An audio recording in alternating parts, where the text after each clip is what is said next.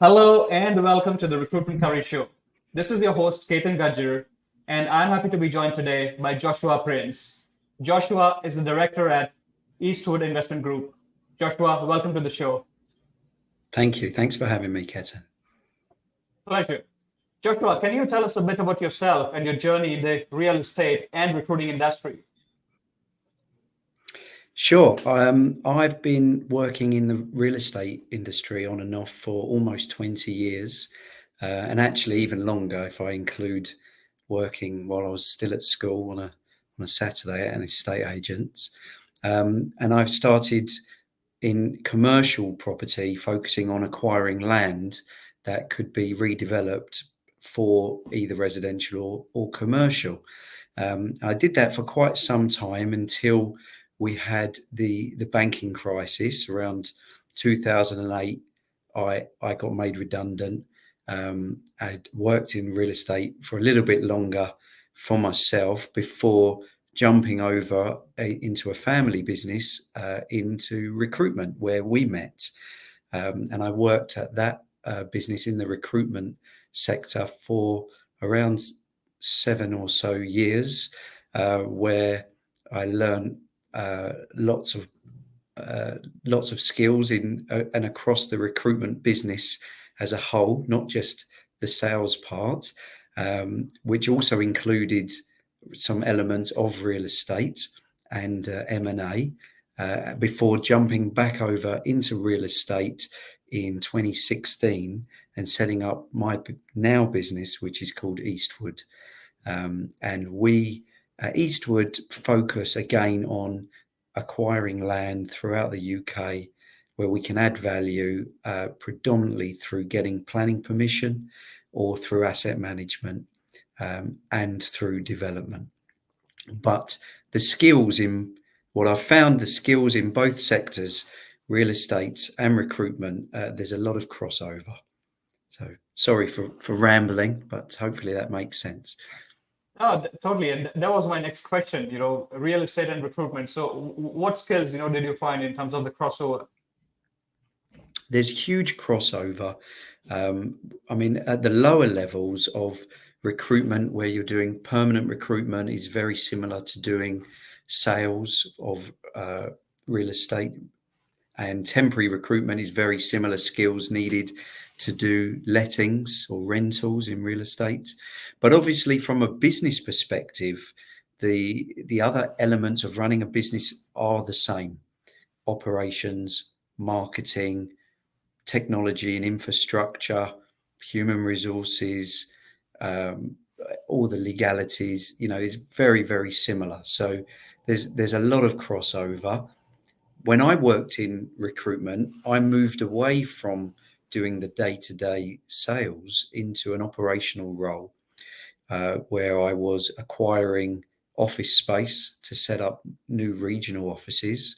I was looking to acquire other businesses, so working in M&A, and that's very, very similar to what we're doing now, where we are trying to source land and buildings, whether we're approaching the owners direct or we're talking via brokers.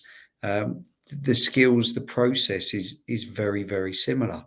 Whether we're assessing a business to acquire for its profitability and how viable that might be, is the same process almost as assessing a piece of land or a real estate asset to see how viable again it is for us to acquire it. Sure. And then, we were talking about the time it takes to acquire a land. And, let's talk about that. The timeline, what are you looking at? Is it fast paced, very slow, bit slow?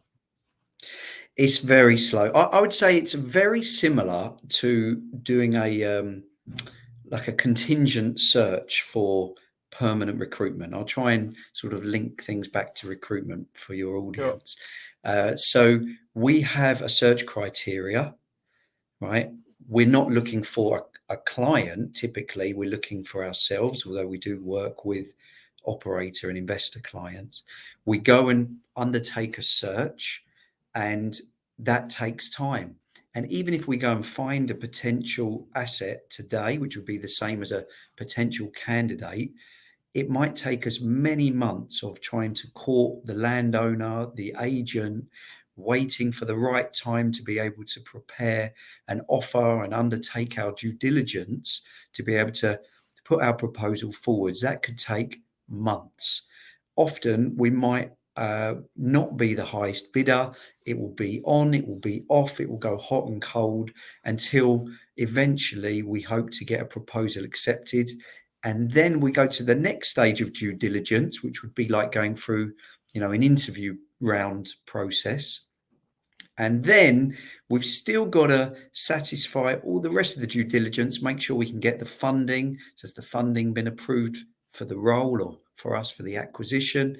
And then we've got to go and apply for perhaps planning permission or anything else that we'd have to go through another process on. So typically for us, the acquisition process could take anything from 3 to 12 months and potentially longer. And if we need to go for planning consent, I suppose this is where it's slightly different for recruitment. Once you've placed the person, they're in.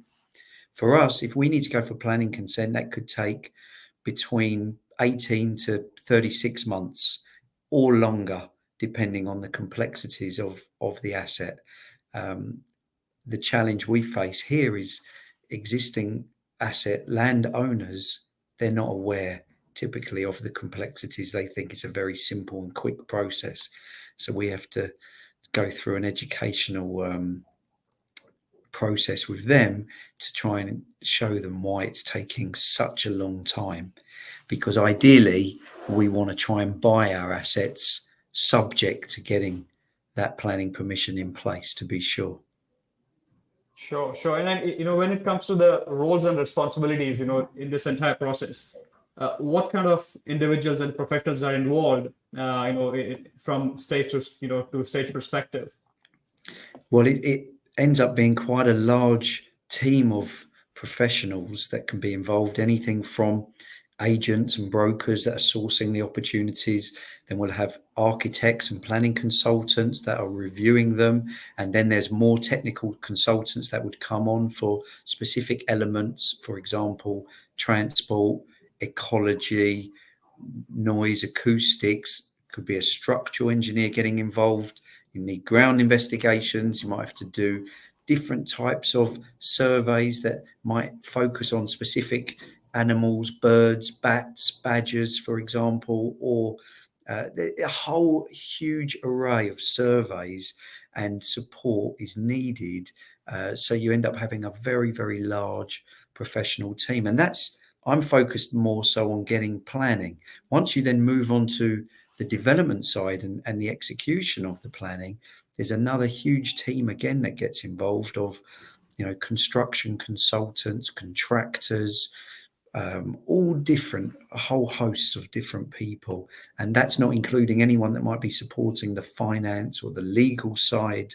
So, Right. It's not unusual for one project to have a team of, 10 to 20 different consultants, possibly more. Right. And then working on a specific project, or are they working for, multiple projects at one point in time? Yeah, often they would be working on multiple projects at the same time. And there might be, if it's a very large project, a single project manager where that is their sole role is on that project. But, we're managing a variety of projects that some are short term, some are longer term.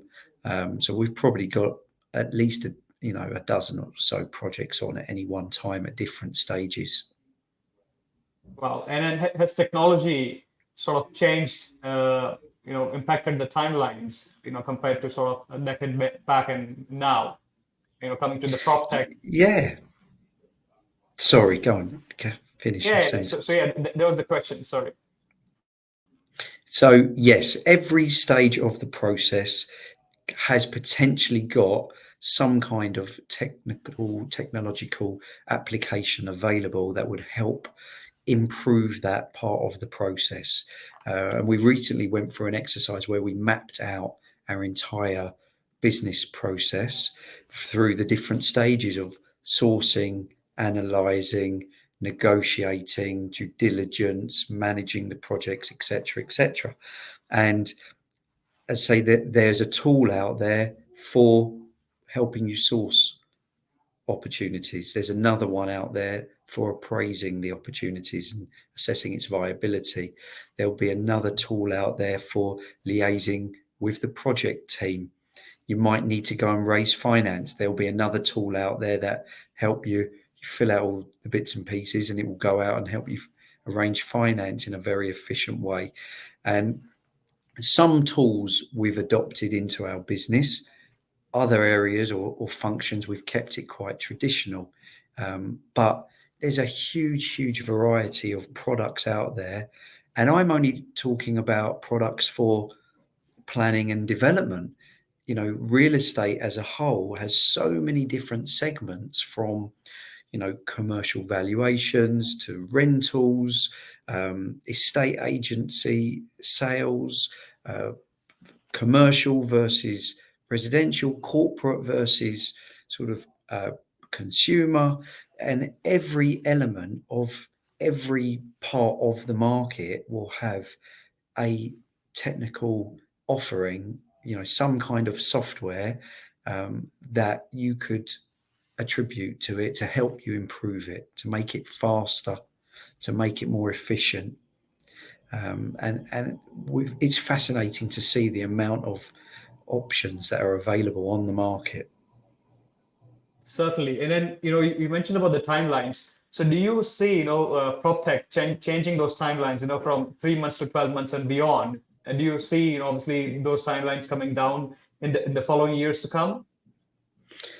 I don't think that PropTech is going to help reduce the timelines that are involved in acquiring land, specifically, or taking it through planning consent, or even delivering that consented scheme out. I can't see PropTech helping massively in the short term. I think where it helps is in its efficiencies. So it becomes much quicker to analyze an opportunity. It becomes much quicker to liaise with your team. The challenge is the process itself of submitting documents to the local authorities and awaiting for approvals is no quicker. You might be able to produce those documents slightly quicker. And we are involved with a very clever firm who produce red book valuations using technology. So they produce commercial valuations in a fraction of the time it would normally take for somebody to do it in a traditional sense. Instead of taking a whole day, it might take just a couple of hours. Now, it still is going to take a day to produce it, send it off, wait for the approval from the client, get it back. So in that respect, it's still going to take the same amount of time day to day. However, the actual production of the work is a fraction of the time. And I think that's where we see it. So we can assess an opportunity to know if it's good or bad very quickly, within a day perhaps. Whereas previously it would have taken weeks to do the same amount of work. So there is a time saving there, but it's from weeks to days rather than from years to months. Right. So it's mainly driving the efficiencies, saving time. But post that, the timeline won't change, when it comes to the local authorities. That timeline, is going to be, static as possible right now. But you can work on more deals given the time savings, in the production. Correct. We can cast a wider net. We can have a much larger potential pipeline of opportunities, and we're able to manage so much more in the same amount of time because of the tools and software that is out there.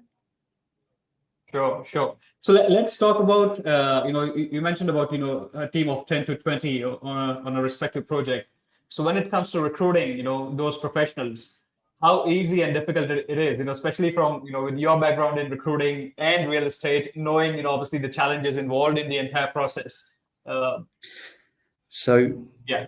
Typically for us, the team that are involved it's all outsourced. So Right. we might have a project manager in-house, but the architect, the planning consultant, the various other consultants, they're all independent service providers. So the recruitment of them is different compared to internal recruitment if we were bringing somebody in-house. Ultimately, we're looking at track record. We will run a mini tender process. We're looking at cost. We're looking at their capacity. We might be looking at their relationships and experience in that specific location or with that specific type of project. Or it might just be someone that we've worked with before and we want to work with again. So it's a variety of things. But the recruitment process for the projects we work on is quite simple. We don't Right. use any technology for that, for example, at the moment Got it. anyway. So, when it comes to the synergies, between both the markets, both the industries you worked in, what insights would you share, given your experience in both the sectors?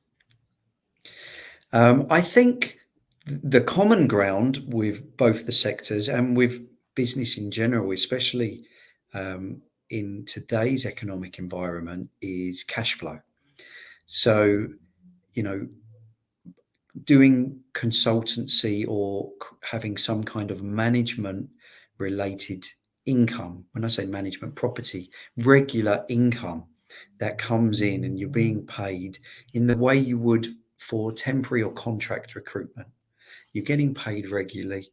You're getting perhaps a smaller margin, but over a continuous period of time. I think that is key.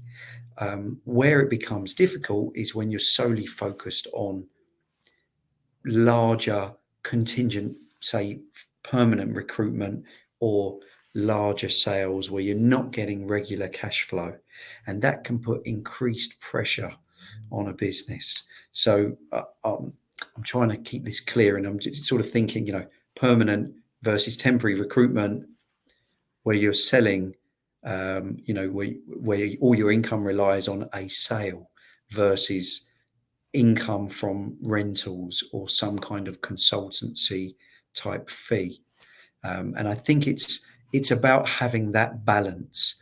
The other synergies are where you can look at other businesses or other service lines to bring in, whether it be through M&A type activities or just launching the equivalent of a new desk, so for us that might be we're already looking at residential development sites. Perhaps we'll look at care home development sites or hotel development sites. Would be the same as I worked in medical recruitment, nursing versus doctors versus radiography. Yeah. You can add in new service lines, but overall, most businesses have a very similar structure, and they just use different terminology. So diversification is sort of paramount, making sure that you got your drip feed coming through, while you're sort of focusing on the bigger picture as well. Certainly. And I'm sure it'd be the same for you in your business, when you're looking Certainly, for new yes. clients and having a variety of, servicing a variety of sectors to give you a little bit more security should one sector fall away. And that's what we found, particularly over the last year or so with the economy in the UK. There's been huge swings where sectors that were very strong have fallen away, particularly with COVID as well. If we take the office sector, office rentals, office investments, are people going to be going back in the office? There's very mixed commentary in the news at the moment. Some businesses are forcing people to go back, but it's unlikely to be 5 days a week. Is it an area that people should invest in? Should banks lend into that space? Are people going to be taking leases versus wanting flexible contracts? There's so many factors that come into play that if you're an investor and you've got exposure to offices, you want to diversify and you want to, move into perhaps residential. And it will be exactly the same, I'm sure, in recruitment, that if you are solely focused on oil and gas, you might want to move into another complementary sector, whatever that would be. Maybe solar energy. I don't know, but you understand what I mean. Yeah, you want to make sure that you hedge your risk and then diversify, rather than putting all your eggs in in one basket. Yes, exactly. So what would you suggest, especially for recruiters who are trying to sell into real estate? What are your thoughts on that? It's a funny time in real estate. I think there are a lot of businesses that are still recruiting. I do monitor just the market in general to see who's recruiting, what kind of roles there are, because I'm interested to understand the flexibility and the perks that are being offered these days.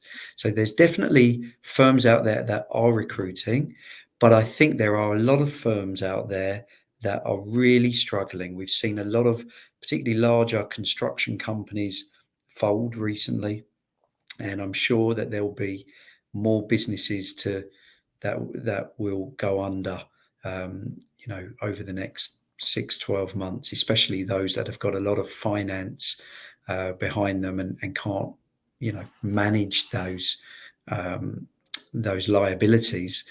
But at the same time,